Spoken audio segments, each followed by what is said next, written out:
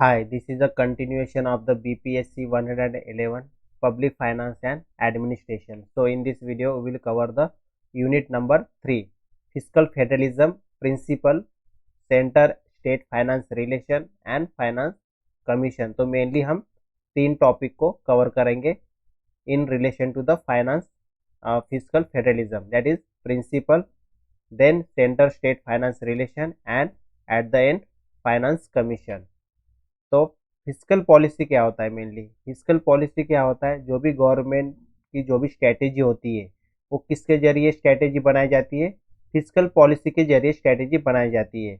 इसके अंदर क्या होता है? मेनली गवर्नमेंट क्या करता है? एडजस्ट करता है अपनी स्पेंडिंग लेवल को, साथ ही साथ जो टैक्स रेट है उसको एडजस्ट किया जाता है थ्रू दिस फिस्कल पॉलिसी, जिससे कि जो इकोनॉमी है उसको मॉनिटर किया जा सके, साथ ही साथ उसको रेगुलेट किया जा सके।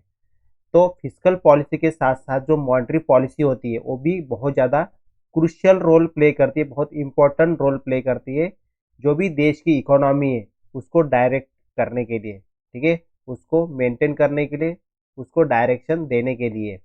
तो मॉनेटरी पॉलिसी क्या होता है? मॉनेटरी पॉलिसी भी एक टाइप का फिस्कल मेजर ही होता है, जिसके अंदर में मेनली इंटरेस्ट रेट जो होता है उसको एडजस्ट किया जाता है अकॉर्डिंग टू द जो भी पब्लिक का जो एक्सपेंडिचर होता है, पब्लिक का जो भी पैसा जो खर्च करने की जो ताकत होती है उसको देखते हुए इंटरेस्ट रेट को एडजस्ट किया जाता है थ्रू दिस मॉनेटरी पॉलिसी। अब ये मॉनेटरी पॉलिसी को कौन मेनली एडजस्ट करता है? सेंट्रल बैंक एडजस्ट करता है। तो इसमें सेंट्रल बैंक का बहुत इंपॉर्टेंट रोल होता है। तो ये मेनली जो मॉनेटरी पॉलिसी होते हैं उसको हैंडल करता है। तो यहाँ पे हम मेनली क्या देख रहे हैं? Fiscal federalism. तो फिस्कल फेडरलिज्म में क्या आता है? Sharing of the taxes and जो भी पॉलिसी में जो भी स्पेंडिंग होता है उसमें शेयर्ड, ठीक है। हमें पता है कि दो टाइप की स्कीम होती है, एक सेंटर स्पॉन्सर्ड की जिसमें सेंटर एंड स्टेट दोनों अपना शेयर कंट्रीब्यूट करते हैं, और दूसरी पॉलिसी होती है सेंटर सेक्टर स्कीम जिसमें 100% शेयर किसका होता है? सेंटर का होता है। तो फिस्कल फेडरलिज्म में हम यही देखेंगे कि किस तरह से टैक्सेशन का, साथ ही साथ जो पॉलिसी में जो शेयर है उसको बनाया जाता है। देन हम ये भी एनालाइज करेंगे किस तरह से सेंटर और स्टेट का फाइनेंशियल रिलेशन होता है, एंड एट द एंड हम ये देखेंगे कि फाइनेंस जो कमीशन है उसका क्या रोल होता है in relation to the fiscal federalism. तो फिस्कल फेडरलिज्म होता क्या है? मेनली फिस्कल फेडरलिज्म रेफर करता है डिवीजन डिवीजन किस किस का? फंक्शन एंड फाइनेंशियल रिलेशन का। किसके बीच में? जो भी गवर्नमेंट के अलग अलग लेवल्स होते हैं, जैसे कि हमें पता है कि एक सेंटर एक लेवल होता है, स्टेट, देन लोकल, ये तीन लेवल होते हैं। तो इनके बीच में फंक्शन एंड फाइनेंशियल रिलेशन का division, this is nothing but the fiscal federalism, जिससे कि जिससे कि जो भी स्पेसिफिक टारगेट है उसको अचीव किया जा सके। तो इसके अंदर में क्या क्या चीज़ें इन्वॉल्व होती है? इसके अंदर में जैसे कि जो भी रिस्पॉन्सिबिलिटीज होती है, साथ ही साथ रिसोर्सेस होते हैं, उनको अलोकेट किया जाता है between the level of the government, that is federal, state and the local government, जिससे कि गवर्नेंस को इफेक्टिव तरीके से इंश्योर किया जा सके, साथ ही साथ सर्विस डिलीवरी को भी इफेक्टिव तरीके से इंश्योर किया जा सके। तो ये जो फिस्कल फेडरलिज्म है ये कहाँ से आया शब्द? ये आया है, ये मेनली कॉइन किया गया बाय द इकोनॉमिस्ट रिचर्ड मैग्रो ने। कब? 1959 में, ओके, 1959 में। तो फिस्कल फेडरलिज्म मेनली एम्फेसाइज करता है shared of the taxes, means taxation and the spending of policies. तो it recognize the unique need and priorities of the different level of the government with in the federal system. तो federal system के अंदर में जो अलग अलग level of the government है उनकी क्या प्रायोरिटीज है, उनकी क्या यूनिक नीड्स है, उनको रिकॉग्नाइज किया जाता है, साथ ही साथ उनको प्रायोरिटाइज किया जाता है। तो इंडिया के अगर केस में समझे तो जो गवर्नमेंट ऑफ इंडिया एक्ट 1935 है, जिससे कि मेनली क्या किया गया था? सेपरेट किया गया था revenue and finance between the provincial and the federal government के बीच में।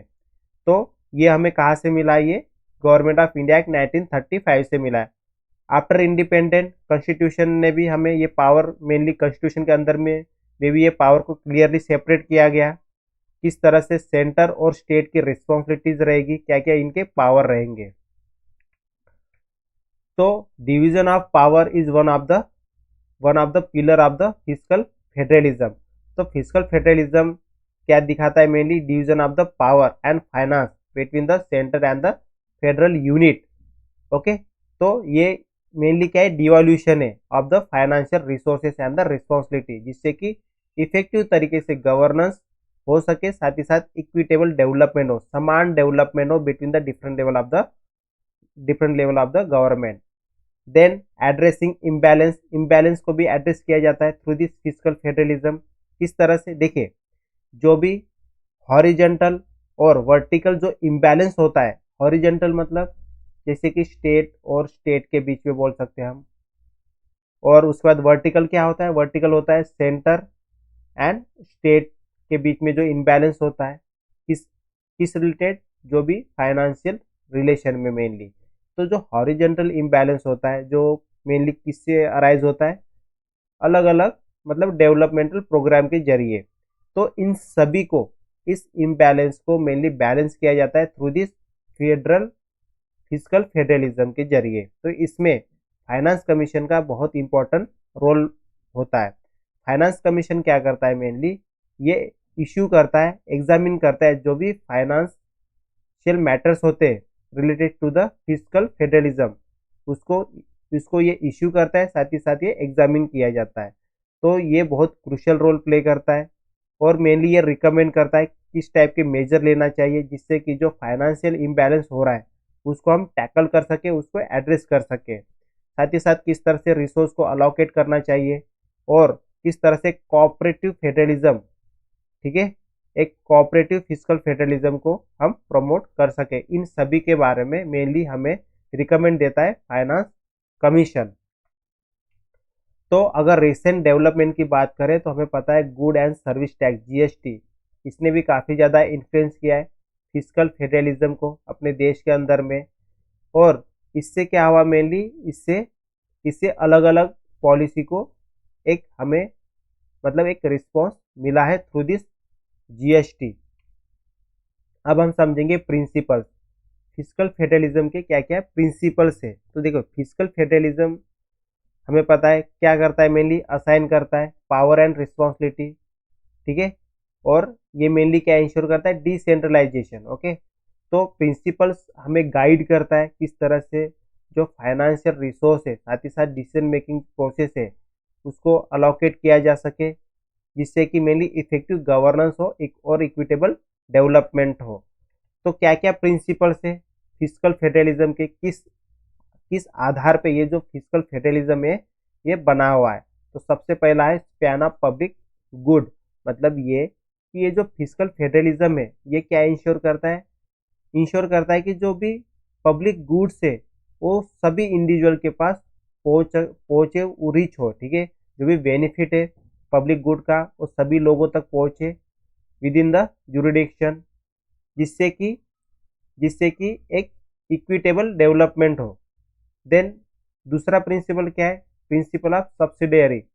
देखिए, इसमें मेनली क्या होता है? जो भी पावर एंड रिसोर्सेस है जो असाइन किया जाता है lower level of the government को, जिससे कि अपनी जो लोअर लेवल ऑफ गवर्नमेंट है वो अपने इश्यू को इफेक्टिव तरीके से एड्रेस कर सके, और जो लोकल ऑटोनॉमी है एंड रिस्पॉन्सिवनेस है उसको भी प्रमोट कर सके। तो ये किसके जरिए हो पाएगा? ये हो पाएगा थ्रू दिस फिस्कल फेडरलिज्म के जरिए ही सभी लोगों को बेनिफिट मिलेगा इक्वली। साथ ही साथ जो लोकल जो गवर्नमेंट है वो अपने खुद के जो भी इश्यूज है, प्रॉब्लम है, उसको उसको आसानी से हैंडल कर सकता है। साथ ही साथ वो इनोवेटिव आइडिया भी लेके आ सकता है, जिससे कि जो भी उनकी लोकल रिस्क है उसको रिड्यूस किया जा सके और इफिशियंसी को बढ़ाया जा सके। देन इंडिपेंडेंस एंड रिस्पॉन्सिबिलिटी बढ़ेगी उनकी। देखिए, अगर हम फिस्कल फेडरलिज्म लेके आते हैं तो फिस्कल फेडरलिज्म से क्या होता है? मेनली जो भी फाइनेंशियल रिसोर्स है, टैक्सेशन है, उससे क्या होता है? ऑटोनॉमी बढ़ती है, और भी क्या होता है? इकोनॉमिक एंड जो सोशल डेवलपमेंट उसमें भी काफ़ी ज़्यादा डेवलपमेंट होता है। देन एडेक्वेसी एंड इलास्टिसिटी, एडेक्वेट बन जाता है, सफिशिएंट बन जाता है, और फ्लेक्सिबल होता है, जिससे कि अपनी जो भी नीड्स है उसको इफेक्टिव तरीके से फुलफिल कर सकता है जो भी लोकल एडमिनिस्ट्रेशन है। Then economy and efficiency promote किया जा सकता है, efficient tax sharing mechanism between the centre and the state government by considering the factor like the ease of tax collection and the economic viability at the different level of the government. Then और क्या principal हो सकता है, integration and coordination. जो physical federalism है ये mainly emphasize करता है कि किस तरह से कोऑर्डिनेशन बने बिटवीन द डिफरेंट लेवल और multiple level of the government, जिससे कि डुप्लीकेसी जो है उसको अवॉइड किया जा सकता है और एक ऑप्टिमल रिसोर्स यूटिलाइज हो सकता है through this physical federalism. Then equity बहुत इंपॉर्टेंट है ये, जिससे कि जो डिस्ट्रीब्यूशन है, जो टैक्स बर्डन है सिटीजन के ऊपर में, उसको इक्वली डिस्ट्रीब्यूट किया जा सकता है और साथ ही साथ एक फेयरनेस और सोशल जो कोहेशन है उसको प्रमोट किया जाता है through this physical federalism. Then another principle that is accountability. जो गवर्नमेंट है, ठीक है, मतलब अलग अलग लेवल के जो गवर्नमेंट है, सेंटर, स्टेट, लोकल, उनकी अकाउंटेबिलिटी बढ़ सके, okay, in in the in the people, मतलब कि ये कि ट्रांसपेरेंसी बढ़े, जिससे कि लोगों को ये पता चले कि किस तरह से फिजिकल मैनेजमेंट हो रहा है। Then physical equilibrium allocate for the physical equality between the union and the state government, जिससे कि फैसिलिटेट किया जा सकता है रिसोर्स और जो भी मतलब फाइनेंस, जो भी फिजिकल बैलेंस है उसको अचीव किया जा सकता है। Financial discipline is also one of the principle of the physical federalism. तो इससे फिजिकल फेडरलिज्म से क्या आएगा, इससे मेनली प्रमोट किया जा सकता है सेल्फ इम्पोज फाइनेंशियल कंट्रोल, जिससे कि जो एक्सेसिव एक्सपेंडिचर है उसको कर्ब किया जा सकता है, कम किया जा सकता है और फाइनेंशियल स्टेबिलिटी को मेंटेन किया जा सकता है through this financial federalism. So all these are the principles of the physical federalism. अब हम समझेंगे सेंटर स्टेट फाइनेंशियल रिलेशन को। तो सेंटर स्टेट फाइनेंशियल रिलेशन काफ़ी ज़्यादा हमारे देश में रिवॉल्व हुआ है, ठीक है। तो जिससे कि सेंटर और स्टेट गवर्नमेंट के जो भी रिसोर्सेस होते हैं उनको अच्छे से डिस्ट्रीब्यूट किया जा सकता है, एक इफेक्टिव गवर्नेंस और बैलेंस डेवलपमेंट किया जा सकता है by the centre and the state financial relation. तो इसके क्या क्या कंपोनेंट्स है मेनली, देखिए, tax assignment to the union, certain tax are exclusively assign to the centre government for the collection and utilisation. कुछ ऐसे टैक्स होते जो सेंटर यूनियन जो है वो खुद कलेक्ट भी करता है, साथ ही साथ उसको यूटिलाइज भी खुद ही किया जा सकता है। साथ ही साथ जो कुछ ऐसे भी टैक्स होते हैं जो स्टेट गवर्नमेंट वो क्या करता है, some tax are assigned to the state government and provide them within the independent revenue से, मतलब जो टैक्स है वो स्टेट गवर्नमेंट खुद लगाता है, खुद उसको यूटिलाइज करता है, same way as union. Then another type of component of the financial relation that is the tax impose by the union but collected by the state. हमें पता है जीएसटी में एक एसजीएसटी होता है जो कि क्या करता है, टैक्स जो यूनियन लगाता है लेकिन उसको कलेक्ट कौन करता है, स्टेट कलेक्ट करता है। Then another component that is the tax impose by the union but assign to the state. So some tax levied by the centre government and assign to the state government, जैसे कि हमें GST में IGST पता है जिसमें कि centre collect करता है और उसको फिर डिस्ट्रीब्यूट किया जाता है बिटवीन द स्टेट। तो इस तरह से ये भी एक टाइप का कंपोनेंट है किसका, फाइनेंशियल रिलेशन का। देन कॉन्स्टिट्यूशन प्रोविजन, कॉन्स्टिट्यूशन में एकदम डिटेल में आउटलाइन किया गया है provision regarding to the centre and the state relation, जिसमें कि मेनली स्पेसिफाई किया गया किस तरह से पावर एंड रिस्पॉन्सिबिलिटी को डिस्ट्रीब्यूट किया गया है between the two level of the government. तो ये जो प्रोविजन है कॉन्स्टिट्यूशन में, ये जो प्रोविजन है ये मेनली क्या इंश्योर करता है फाइनेंशियल या बोल सकते हैं हम फिजिकल ऑटोनॉमी, जिससे कि कोऑपरेटिव फेडरलिज्म को हम बढ़ा सकते हैं। देन जो गुड एंड सर्विस जीएसटी का क्या इम्पैक्ट हुआ है, देखिए जैसे जीएसटी आता है, इससे क्या हुआ है मेनली न्यू डायमेंशन जो between the centre and the state financial relation है, इसमें काफ़ी ज़्यादा हमें बढ़ावा दिखा है। जैसे कि हमें पता है जो भी इनडायरेक्ट टैक्स सिस्टम था उसको किस में कन्वर्ट किया गया है, जीएसटी में कन्वर्ट किया गया है, जिससे कि एक यूनिफाइड टैक्स रिजिम पूरे देश के अंदर में हम लेके आ सके, और उसको हमने उसको लाया है थ्रू दिस जीएसटी। तो बाकी के जो टैक्स है, जो कॉन्करेंट जुरिडिक्शन है, जिसमें कि दोनों सेंटर और स्टेट का, जिसमें मेनली जो सेंटर और स्टेट दोनों उसको असाइन किए जाते हैं, वो अभी हमने इसी के अंदर में लाया है, जिससे कि यूनिक इंस्टीट्यूशन मैकेनिज्म को हम इंश्योर कर सके और एक कोलैबोरेटिव डिसीजन मेकिंग उसमें लाया जा सकता है। तो ये दोनों चीज़ें हमने जीएसटी के अंदर में लाया, एक तो एसजीएसटी और दूसरा है आईजीएसटी। तो ये दोनों के जरिए हमने ये दोनों जो मैकेनिज्म है ये हमने लेके आए, जिससे कि सेंटर और स्टेट का जो फाइनेंशियल रिलेशन है उसको मेंटेन किया जा सके।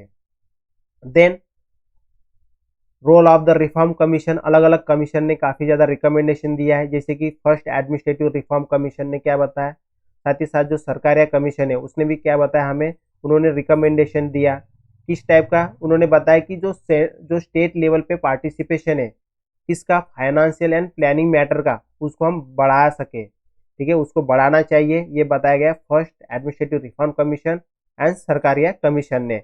इन्होंने साथ ही साथ रिकमेंडेशन दिया है कि हमें पॉलिसी रिफॉर्म में काफ़ी ज़्यादा इन्फ्लुएंस लेके आना चाहिए, और हमने ये भी इंक्लूड किया है जीएसटी के अंदर में। तो enactment of physical responsibility and budget management जो एक्ट है, ये मेनली क्या कर रहा है, ये स्ट्रेथन कर रहा है फाइनेंशियल, क्या बोल सकते हैं, फिजिकल डिसिप्लिन को और डिसेंट्रलाइजेशन को। तो ये जीएसटी और physical responsibility and budget management act, ये हमने किसके रिकमेंडेशन से लेके आए, first administrative reform commission and Sarkaria commission के रिकमेंडेशन पे बेस पे, जिससे मेनली क्या हुआ है, सेंटर और स्टेट का जो फाइनेंशियल रिलेशन है उसको हमने एकदम स्ट्रांग बनाया है।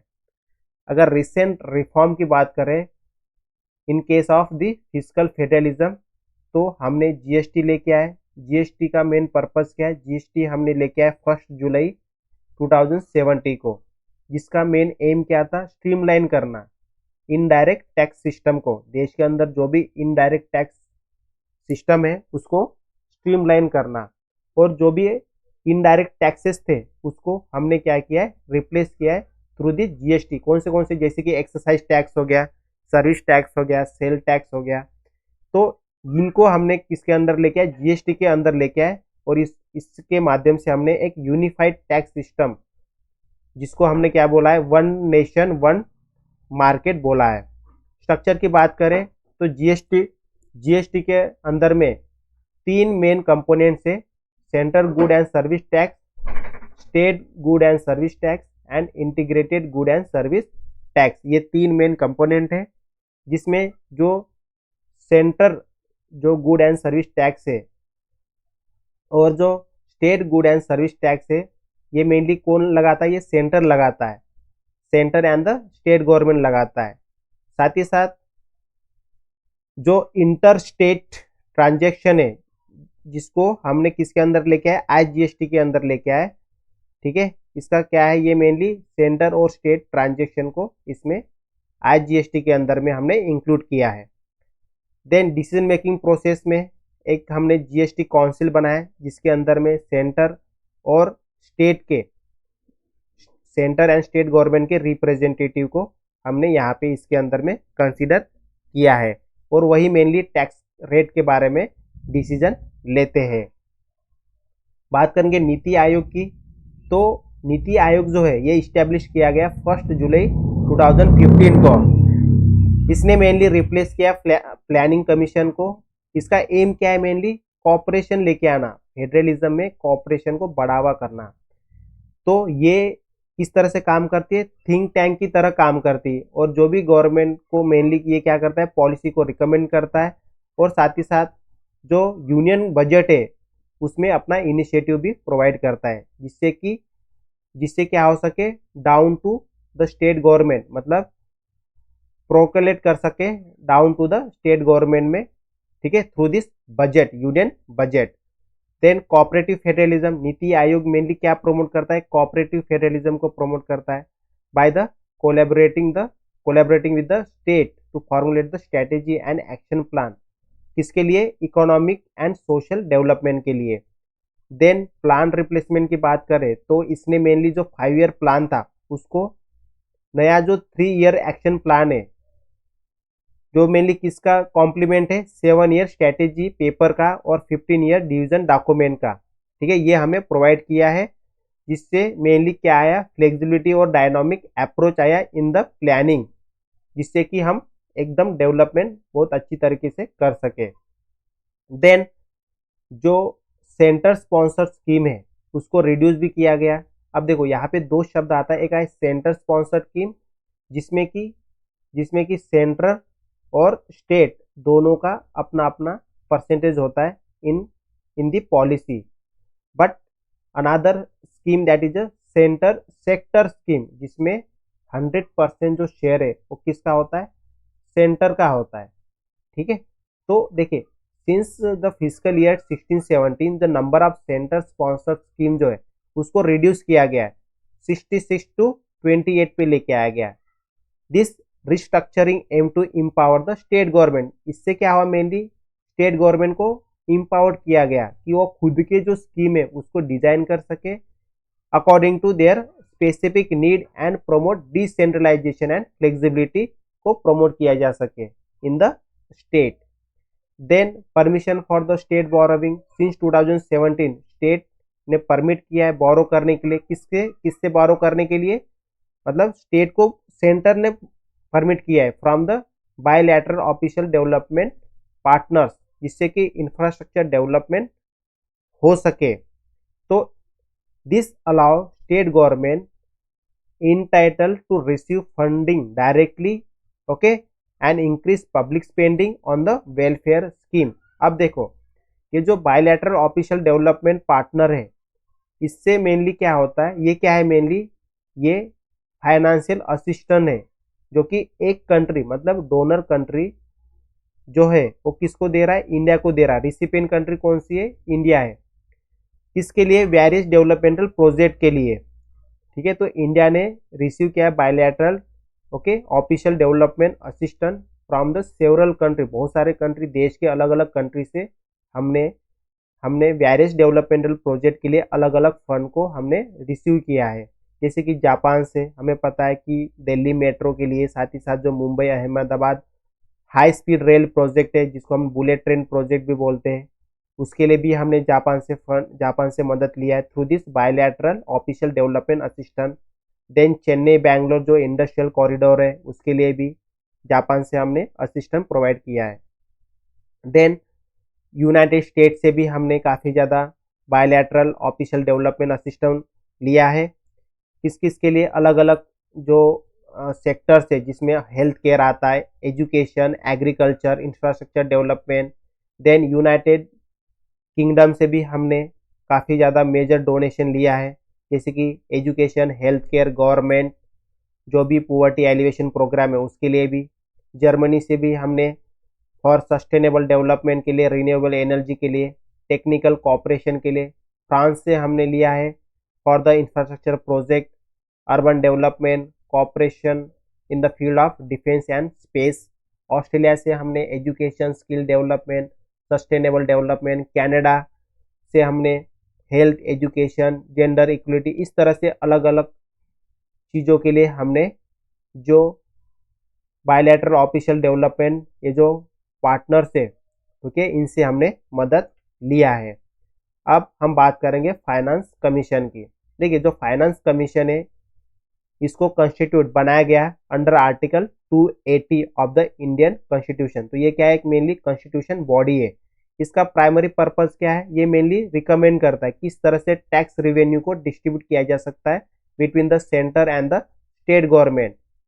तो इसके मेन फंक्शन को देखते हैं अभी हम। देखो distribution of the tax proceed, तो जो फाइनेंस कमीशन है ये रिकमेंड करता है division of the net tax, ठीक है, between the union and the state। then grant in aid अगर कोई स्टेट पीछे है किसी भी वजह से तो उसको किस तरह से मदद किया जा सकता है through this providing financial assistant to the state. ये भी कौन रिकमेंड करता है, फाइनेंस कमीशन बताता है। Then augmentation of the state fund, किस तरह से स्टेट जो है जो स्टेट फंड है वो अपने पंचायत एंड म्यूनसिपैलिटीज को अवेलेबल कराएगा। जो भी मैटर्स, अलग अलग मैटर्स जो mainly president time to time बताएगा, उन सभी चीज़ों को ये क्या करता है, उसको एड्रेस करता है और प्रेसिडेंट को इसके बारे में बताता है। तो ये सभी क्या है, मेनली फंक्शन है इसके फाइनेंस कमीशन के। तो टैक्स को डिस्ट्रीब्यूट करना between the state and the centre and grant in aid provide करना, स्टेट फंड जो है उसको पंचायत एंड म्यूनसिपैलिटीज के बीच में किस तरह से डिस्ट्रीब्यूट होना चाहिए, और बाकी जो भी मैटर जो मेनली प्रेसिडेंट और जो भी एक साउंड फाइनेंस के लिए जरूरी हो, ऐसे मैटर्स जो मेनली प्रेसिडेंट रेफर करता है, उन सभी के ऊपर रिकमेंडेशन देना फाइनेंस कमीशन का फंक्शन है। अब बात करेंगे कंपोजिशन की, तो इसका जो चेयरपर्सन होता है फाइनेंस कमीशन का, वो सिलेक्ट किया जाता है based on the experience in the public affairs. तो सिलेक्शन प्रोसेस जो है ये कहाँ से मेनली फॉलो किया जाता है, through this finance commission act 1951 and the finance commission salary and allowance rule 1951। इसके अंदर में और भी मेंबर होते, 4 अदर मेंबर होते, जिसमें किस किस फील्ड से होते, मेनली ये एक्सपर्टाइज होते, law, finance, economy and administration, ये चारों अलग अलग फील्ड से 4 मेंबर लिए जाते हैं चेयरपर्सन के अलावा। अब देखो ये इम्प्लीमेंट एंड रिकमेंडेशन प्रोवाइड करता है। तो देखो इम्प्लीमेंटेशन प्रेसिडेंट ऑर्डर के जरिए, साथ ही साथ एग्जीक्यूटिव ऑर्डर के जरिए जो भी ये रिकमेंडेशन है उसको इम्प्लीमेंट कराता है। जो 14th फाइनेंस कमीशन है ये कब कंस्टिट्यूट किया गया था, ये किया था 2013 में, for the period of the 2015 and 20। इसने क्या रिकमेंडेशन दिया था, इसने रिकमेंडेशन दिया था कि जो फंड है उसको डिवैल्यूएट किया जा सके। ये काफ़ी ज़्यादा इंपॉर्टेंट है विद द टैक्स डिवैल्यूएशन, जिससे कि क्या हो सके, मेनली जो प्राइमरी रूट है फॉर द रिसोर्स ट्रांसफर वो हो सके। देन फिजिकल पॉलिसी को इन्होंने क्या बताया, इन्होंने बताया कि जो फिजिकल पॉलिसी है जिसके अंदर में अभी हम मेनली क्या देखेंगे, समरी देखेंगे। ओके, यहाँ से अभी हम समरी देखेंगे एंटायर चैप्टर की। तो ये थे मेनली रिकमेंडेशन। अभी लेटेस्ट में 16 फाइनेंस कमीशन काम कर रहा है। ठीक है, अभी हम देखेंगे summary of the entire chapter. देखिए सबसे पहले फिजिकल पॉलिसी। देखो फिजिकल पॉलिसी क्या होता है, मेनली गवर्नमेंट के जो डिसीजन होते हैं related to the spending level and tax rate, जिससे कि मैनेज किया जा सकता है इकोनॉमी को। तो जिसमें मॉनेटरी पॉलिसी भी एक बहुत इंपॉर्टेंट रोल प्ले करता है in case of the guiding the economic direction. Then हमने क्या समझा था, फिजिकल फेडरलिज्म को समझा था। फिजिकल फेडरलिज्म क्या है, mainly division of the financial responsibility, government के जो अलग अलग लेवल है उनके बीच में। ठीक है, जिससे कि एक फेयर डिस्ट्रीब्यूशन हो सके और रिसोर्सेस एंड इफिशिएंट गवर्नेंस में, मतलब इसको इंश्योर किया जाता है थ्रू दिस फिजिकल फेडरलिज्म के जरिए। प्रिंसिपल देखा था हमने, तो फिजिकल फेडरलिज्म के प्रिंसिपल मेनली क्या क्या है, ये गाइड करते हैं। ठीक है, allocation of the power and resources, जिससे कि मेनली इफिशियंसी, इक्विटी, अकाउंटेबिलिटी और गवर्नेंस, ये सभी की मतलब efficiency, equity and accountability governance में प्रमोट किया जा सके। देन हमने देखा था सेंटर स्टेट फाइनेंशियल रिलेशन। तो financial relation between the centre and the state government बहुत इंपॉर्टेंट होता है फॉर द बैलेंस डेवलपमेंट के लिए। ठीक है, देन हमने रिफॉर्म देखा था फिजिकल फेडरलिज्म में, अलग अलग रिफॉर्म आया रिसेंट, जैसे जीएसटी आया, नीति आयोग। देन जो सेंटर स्पॉन्सर्ड स्कीम है उनका रिडक्शन भी देखा था। Then role of the finance commission, finance commission बहुत इंपॉर्टेंट रोल प्ले करता है और ये रिकमेंड करता है किस तरह से रेवेन्यू, जो टैक्स रेवेन्यू है उसको डिस्ट्रीब्यूट किया जा सकता है, साथ ही साथ grant in aid to the state उसको भी डिस्ट्रीब्यूट किया जा सकता है, और एक फिजिकल बैलेंस को इंश्योर किया जा सकता है। तो ये सभी किसके रोल है, मेनली फाइनेंस कमीशन के। देन इम्प्लीमेंट देखा था हमने फाइनेंस कमीशन के, जो भी रिकमेंडेशन होता है उसको इम्प्लीमेंट किया जाता है through the president and executive order के जरिए। और एट द एंड हम देखें 14th finance commission. 14th finance commission ने मेनली किस चीज के ऊपर एम्फेसाइज किया था, टैक्स डिवॉल्यूशन के ऊपर में, ठीक है, state and Indian the financial autonomy of the state. तो नेक्स्ट वीडियो में हम समझेंगे unit number 4 that is public expenditure meaning and classification. तो इस चैप्टर के जो नोट्स है आपको इस वेबसाइट पे मिल जाएंगे। Okay, so that's all for this video, thank you, bye bye.